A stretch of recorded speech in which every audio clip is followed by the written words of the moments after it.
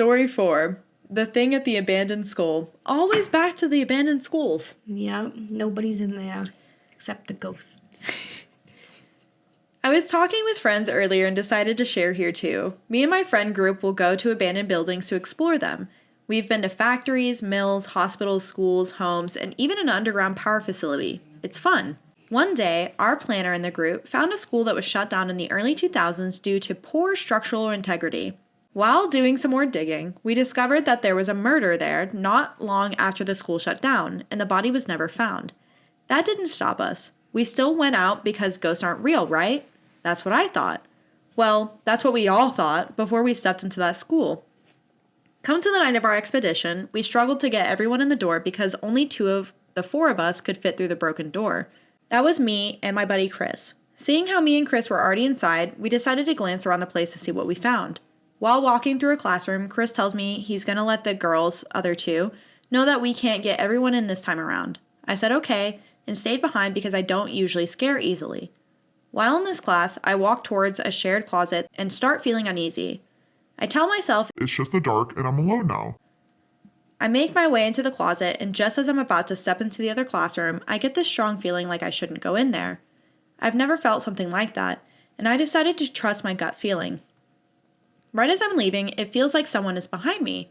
I start to hear this tapping on a metal desk, and the tapping gets faster and more violent, almost like someone tapping with their fingers. I ran the fuck out of there. My friends all got a good laugh and we left, but I needed answers. What made that tapping? Why did I have those feelings? If ghosts aren't real, then what was that? I literally couldn't sleep at night. I convinced my friends we should go back. The next weekend came around and we were back, except this time, we brought the right tools to get everyone in. After about 30 minutes, we get the girls in and we start walking through the gym. That's when something fell. Then another thing fell. I thought the roof was falling apart until I saw something arching in the dark. If it's falling from the roof, it should fall straight down. It shouldn't look like it's thrown from 10 feet away from me, but you could see this stuff flying horizontally if you caught it with your light. This went on for about 20 minutes before it stopped. At this point, me and my friends were pretty freaked out, but nobody wants to come out and say what we were all thinking. So we moved to a classroom down the hall. As soon as we stepped in, me and the other girls saw a piece of wood go flying from a desk. It went from sitting still to moving at an incredible speed on its own. It still blows my mind, and I still don't know exactly what it was.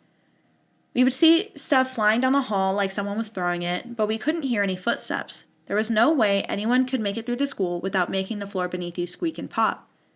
At some point, I started interacting with it.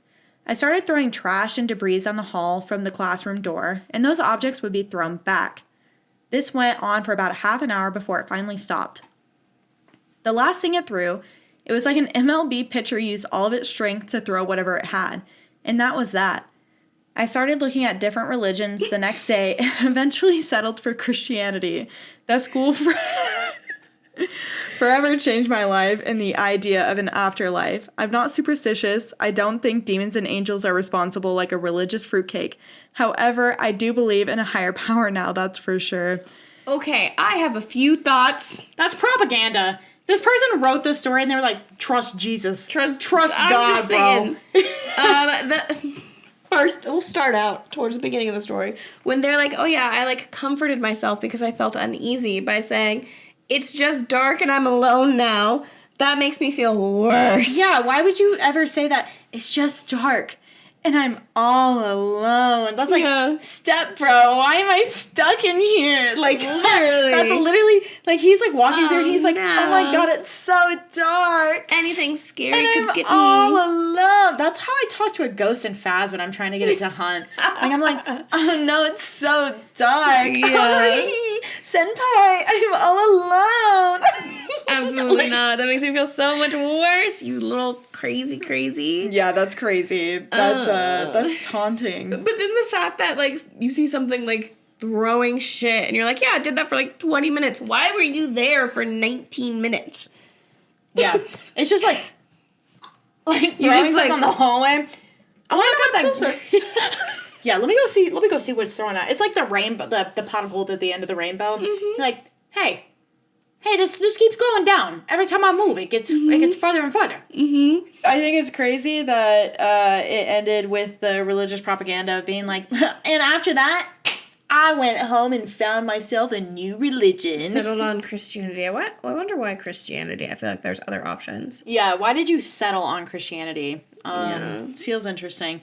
How much did you look into like everything else? Because I feel like this is like a very, if you're really diving into everything. Yeah, I feel like Christianity, if you like do your like due diligence Do a on deep dive. religions, I feel like Christianity would be like the last one I personally would pick. I think organized religion as propaganda to control people. So 100%. I Yeah. don't know. Sorry, Yeah, guys. Like, Love you. Not judging you if you are a Christian at all, but don't judge you, live your life, but like also maybe don't stop judge judging me. other people. Yeah, and let why them are you live their judging life. anybody else? Yeah.